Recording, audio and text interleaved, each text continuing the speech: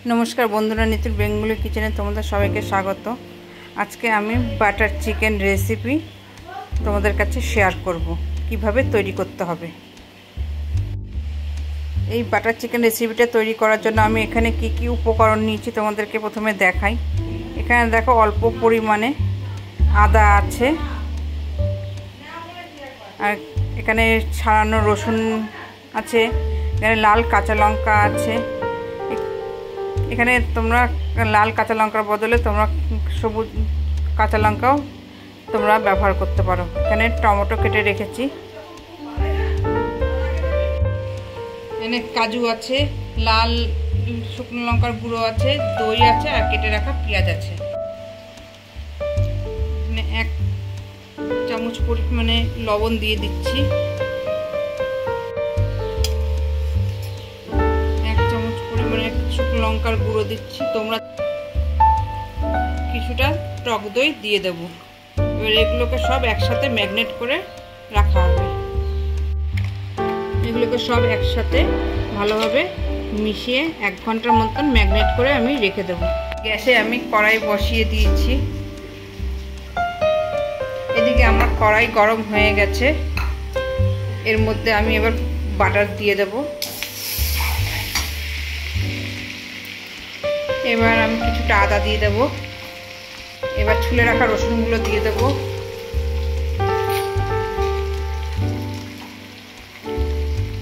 লাল কাঁচা লঙ্কাগুলোকে এবার দিয়ে দেবো। এবার আমি এর মধ্যে টমেটো কেটে রাখা টমেটোগুলোকে দিয়ে দেবো। এটা একটুখানি নাড়াচাড়া করবো কিছুক্ষণ। এর মধ্যে কিছুটা লবণ দিয়ে দিচ্ছি। এবার কিছুটা জিরের গুঁড়ো দেব, আর কিছুটা পেঁয়াজ কেটে রাখা পেঁয়াজগুলো দিয়ে দেবো। এবার এগুলোকে সব একসাথে মিশিয়ে কিছুক্ষণ ভাজা ভাজা করে নেব। মতন হলুদ গুঁড়ো দিয়ে দেবো। ভিজিয়ে রাখা কাজু বাদামগুলোকে দিয়ে দেবো। বেশ কিছুক্ষণ নাড়াচাড়া করে ভাজা ভাজা করে নেব। এখানে মশলাটা আমার ভাজা ভাজা হয়ে গেছে। এবার আমি এটাকে গ্যাস বন্ধ করে দেব, দিয়ে এটা ঠান্ডা হতে দেবো। ঠান্ডা হয়ে গেলে পরে মিক্সিতে দিয়ে দেবো। এখানে আমি গ্যাসে কড়াই বসিয়ে দিয়েছি। কড়াইটা আমার গরম হবে। কড়াই আমার গরম হয়ে গেছে। এর মধ্যে আমি কিছুটা রিফাইন তেল দিয়ে দেব।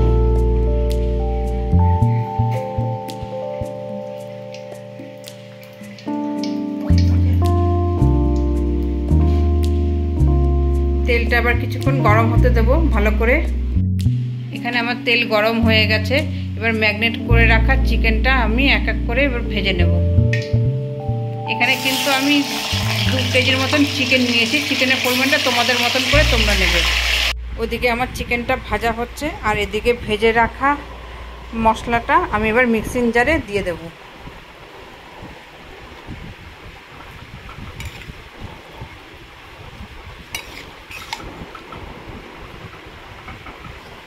এখানে আমি ভেজে রাখা মশলাগুলো সব মিক্সিং জারে দিয়ে দিয়েছি। এবার আমি এগুলোকে সব পেস্ট করে নেব। এখানে চিকেনটা ভাজা হচ্ছে। চিকেনটা কিন্তু এখানে বেশি ভাজা হবে না, চিকেনটা কিন্তু হালকা ভাজা হবে। এখানে মশলাটা পেস্ট হয়ে গেছে। এখানে আমি মশলাটাকে এই ছাঁকনির মধ্যে ঢেলে দেব। এবার আমি এটাকে ছেঁকে নেব এইভাবে, যে ওপর দানা দানাগুলো জমে যাবে, নিচে পাতলা সেটা পড়ে যাবে। এভাবে পুরো মশলাটাকে আমি ছেঁকে নেব। এদিকে আমার চিকেনটা ভাজা হয়ে গেছে। এবার আমি চিকেনগুলোকে তুলে নেব।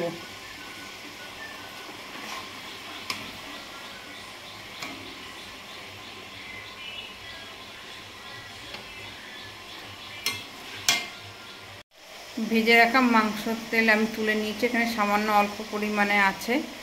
এর মধ্যে আমি এখন বাটার দিয়ে দেব।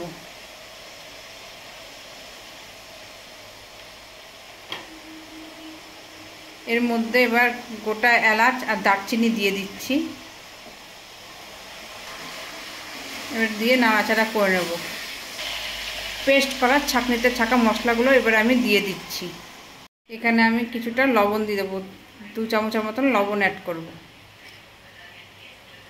1 চামচের মতন চিনি দিয়ে দেব। এখানে কিন্তু নুন ঝাল মিষ্টিটা তোমরা তোমাদের মতন করেই দেবে। এখানে মশলাটাকে কিন্তু ঘন ঘন নাড়াচাড়া দিতে হবে, নাহলে এটা লেগে যাবে।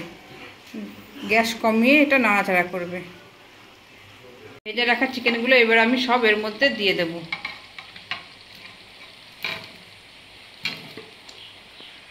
চিকেনগুলোকে ভালোভাবে মিশিয়ে নেব মশলার সাথে। এটা কিছুক্ষণ কষানো হবে। এদিকে আমার মাংস পুরোটাই কষানো হয়ে গেছে। এবার আমি এর মধ্যে কিছুটা বাটার দিয়ে দেব। এবার দেব কিছুটা ফ্রেশ ক্রিম।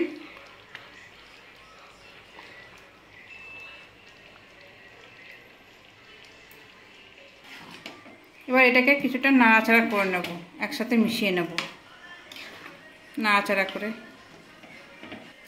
এখানে আমি গ্যাস এবার আমি বন্ধ করে দিয়েছি, যেতে হচ্ছে সবার লাস্টে। এবার আমি কাসুরি মেথি দিয়ে দেব।